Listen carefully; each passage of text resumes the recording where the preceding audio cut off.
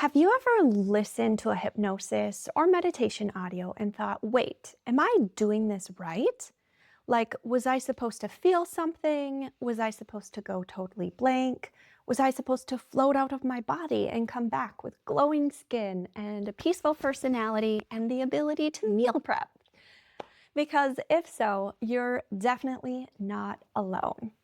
A lot of people think hypnosis has to feel really dramatic, and they think they have to be completely out of it, have zero thoughts, or remember every single word, or feel instantly calm the second the audio starts.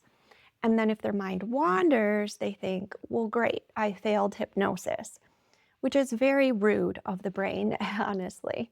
So today I'm going to give you 3 myths about how hypnosis is supposed to feel, and then 5 simple steps to help you listen to self-hypnosis audios in a way that actually supports your brain and your body. Because once you understand how to use hypnosis, it becomes much less mysterious, less intimidating, and much more useful as a tool for brain rewiring, nervous system regulation, and creating a calmer mind and body. Hi, I'm Amy Jill with Rewire for Healing. I'm a licensed therapist, certified hypnotherapist, and I help people use hypnosis, brain rewiring, and simple nervous system tools to create more calm, ease, and connection in the body. So today's video is for you if you've ever downloaded a hypnosis audio, meditation, or nervous system reset practice and thought, okay, now what? Do I sit up? Do I lie down? Do I need headphones? What if I fall asleep? What if my thoughts wander? What if I don't even feel relaxed? What if my dog barks halfway through and ruins my healing journey? So first of all, if your dog barks, your healing journey is not ruined. It's just real life. It's real life. And hypnosis doesn't require a perfect environment. It doesn't require a perfect set of steps or a really super specific strategic way to do it. It definitely doesn't require you to be super amazing at relaxing. In fact, a lot of people who benefit from hypnosis are people who came to it because relaxing didn't feel easy in the first place. So if you've ever felt like, I don't know if I'm doing this right, this video is for you. In some of my other videos, I've talked about how the brain and body can get stuck in patterns of stress, racing, scanning, fatigue, and symptoms that feel scary or overwhelming. And I've also talked about how small, repeated cues can help support a new stress response over time. And that's where hypnosis can be so helpful, because hypnosis gives your mind and your body a chance to rehearse something different, a shift into something new where your body can experience a different state and your emotions can soften into a different feeling. Your mind can take in a more supportive message and your responses can begin to change in a way that feels more natural and overall just more steady. So it's not about forcing yourself into calm, it's about practicing calm. That's a huge difference. So now let's clear up 3 common myths about how you're supposed to feel during hypnosis. And this is a little different from my previous video about hypnosis isn't mind control, 5 myths about hypnosis. In that video, I talked more about what hypnosis is and what hypnosis isn't, especially because a lot of people still think of stage hypnosis, barking like a dog, or making out with your hand like they do on stage hypnosis, and sometimes funny YouTube videos, which again, why would I do that in a therapeutic session? That's not helping you move towards your goals of healing. So if you haven't seen that one yet, I'll link it below and you can watch it after this one. But today, we're talking about how hypnosis should actually feel when you're listening to a self-hypnosis audio. And I like to use earbuds or headphones when I listen, but that's not necessary either. How to make this experience more successful. So, myth number 1, you have to feel out of it. You have to feel out of it for hypnosis to work, and you don't. Some people do feel very deeply relaxed, like their body is heavy and floaty, and they've temporarily kind of merged with the couch, and that's lovely. But other people feel aware the whole time. They hear every single word. They notice sounds in the room, very normal, very natural. They maybe think about dinner, or if they switched the laundry, or they suddenly remember an email from like 3 years ago. And those are all very normal things. Hypnosis isn't being unconscious. It's important to know that hypnosis isn't the same thing as being like asleep or completely unconscious. It's more like a focused, repetitive state where your mind can absorb those suggestions, take in imagery and calming cues in just a very relaxed way where you get at the subconscious part of your mind. Myth number 2, your mind has to be blank. Nope. If having a blank mind was required, most of us would be immediately disqualified. Your brain is allowed to have thoughts.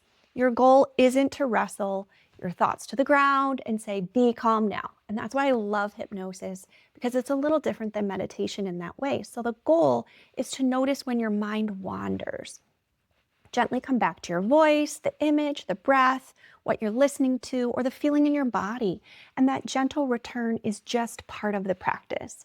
So if your mind wanders and you come back, you didn't fail. You practiced. And I'll give you a tip in the 5 steps that I'm giving you in a minute to help minimize those wandering thoughts too. But know that wandering thoughts are normal. And myth number 3, you have to remember every word that you heard during hypnosis. You don't. Sometimes people finish hypnosis audio and think, I don't even remember half of what was said. And that can be normal. Your conscious mind doesn't have to take notes like it's preparing for a quiz. Your subconscious mind can still receive the rhythm, the imagery, the emotional tone, and those repeated suggestions throughout it. And this is where I want to add another important piece, that a hypnosis audio doesn't have to work instantly to be helping. Sometimes people listen once and then check their body and they're like, okay, did I heal? Did my symptoms change? Did I transform? Am I now a person who calmly unloads the dishwasher the first time I see it? And I get it. I do. I really get it. When you want relief, and you want it to be quick. And hypnosis is often most powerful through repetition. Not because one session can't help or listening to an audio can't help one time, but because the brain learns through repeated experience. So instead of thinking, did this fix me today? Or that maybe didn't work, try thinking, what am I helping my brain practice today? How much did I just take in that little tiny shift, that moment, to really take the pressure off? I remember when I was healing, I wanted tools that worked, but I also wanted proof immediately. So I'd do a meditation or a hypnosis audio, and then I'd kind of like scan my body afterward and be like, okay, are we better? Did it work? Are we done here? And looking back, I can see, even though I was doing something calming, I was sometimes doing it with a lot of pressure, like pressure on myself and my body. Like my body was a project I needed to finish, and the body knows and can feel that pressure. So what changed for me was learning to approach these tools more gently. So instead of listening to an audio with the energy of, please fix me right now, I started listening with the intention of, I'm giving my body a new practice, a new experience, and I'm just pausing. And that felt very different and much more supportive. Less like a test, and honestly more doable. Because healing doesn't usually come from that pressured state. It comes from small, repeated moments where the body starts to feel, oh, this is familiar. I know how to settle here. I know how to receive this. So know that we've talked about these 3 myths. I want to give you 5 simple steps for listening to a self-hypnosis audio so it can be more successful. You can use these 3 steps with my free Rewire for Healing and Resilience self-hypnosis audio that I will link below. You can use them with my afternoon crash hypnosis audio, and you can use them with any sleep hypnosis, healing hypnosis, nervous system reset audios, or really any kind of gentle guided practice. So think of this like a little listening formula. Nothing complicated. There's no final exam at the end. There's nothing like I didn't do this just right or just step by step. These are just simple ways to help your brain and body receive the practice.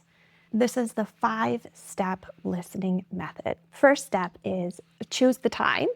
This doesn't have to be perfect. You don't need to wait until the planets align and your house is super quiet, because for many of us, that would be in like the year 2047 or something like that. But choose a time when you can be reasonably undisturbed. Maybe it's before bed, maybe it's during an afternoon reset, maybe it's just like right after lunch when there's a quiet time, or maybe just at the start of your day when the kids are at an activity, or you have a few quiet minutes before someone needs something.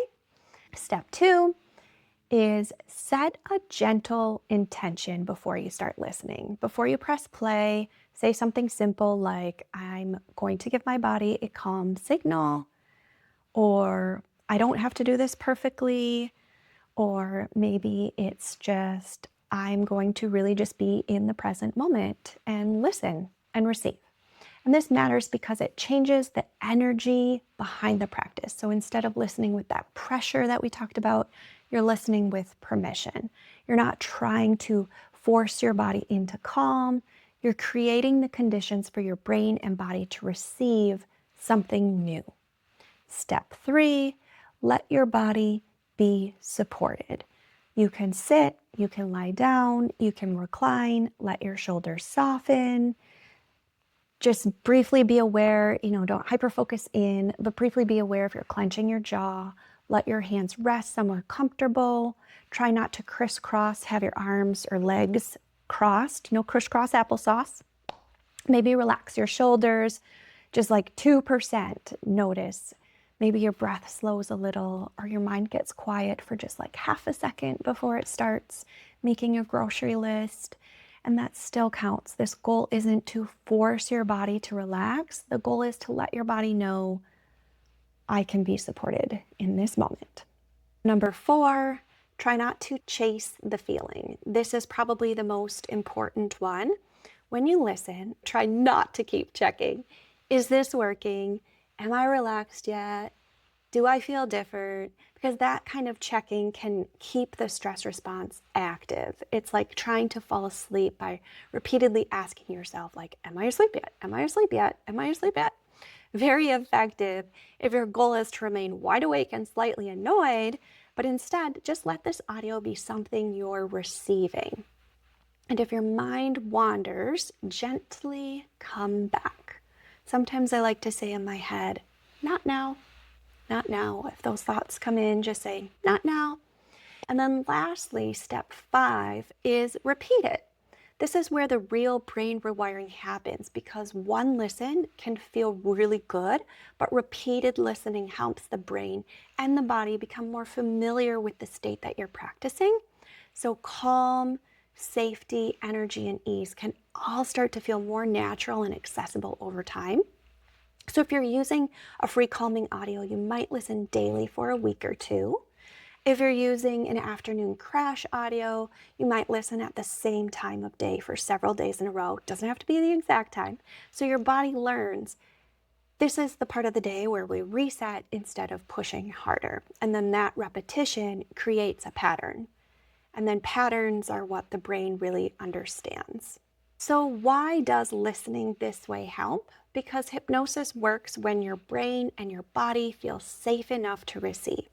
If you're tense and judging yourself or constantly checking if this is working, your system can store that. And when you listen with gentleness and repetition, the experience itself becomes a cue, and it becomes something your body begins to recognize as calming. Over time, your system can start to associate that audio with a sense of ease, not because symptoms don't show up or stress leaves completely, but because your body begins to learn, I know how to come back to this. I know how to take a minute and just reset. And my body knows I'm safe right now. And that's what's really important. That's nervous system regulation and brain rewiring in real life.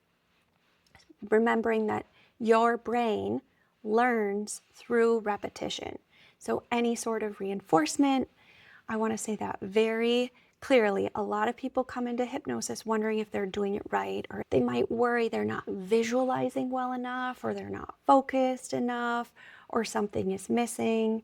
And just know you can't do it wrong. You can follow these steps to help you have a more successful experience. But the truth is, none of this is required for it to work. Some people see vivid imagery and some people don't at all during hypnosis, but some people feel more than they see. And some people just listen and let the words kind of wash over them. And all of that is okay, because your subconscious mind doesn't need a cinematic production. It doesn't need all that imagery. It just needs enough direction and a still moment to then begin practicing. And you just allow that supportive audio to come in. You don't need to measure or question it the whole time. And remember, the purpose isn't to escape your body. The purpose is to help your body feel safer. The simple 5-step version when you listen to a hypnosis audio: 1, choose a time when you can be reasonably undisturbed. 2, set a gentle intention. 3, let your body be supported. 4, don't chase the feeling. And 5, repeat it. That's it. You don't have to do it perfectly or analyze every word. Over time, these repeated experiences can help create new patterns. And if you want a gentle place to start, I have a free audio linked below. It's designed to help you practice those calming signals for your brain and body so you can begin supporting a calmer mind and body through that repetition. If your biggest struggle is the afternoon crash, that tired, foggy feeling, I also created a paid afternoon crash hypnosis audio to help you gently reset into calm energy without having to power through. And both of those links are below. If you're still wondering what hypnosis actually is, or you're thinking, wait, but is hypnosis mind control? Make sure to watch my previous video, Hypnosis Isn't Mind Control: 5 Myths About Hypnosis. I'll link that one below too, and you can find it on my channel. If you subscribe, click the bell below. As always, I'll be sharing more simple tools for hypnosis, brain rewiring, and nervous system regulation for real life. The full inbox, laundry still in the washer, what are we doing for dinner kind of real life. Thanks so much for being here. I'll see you in the next video.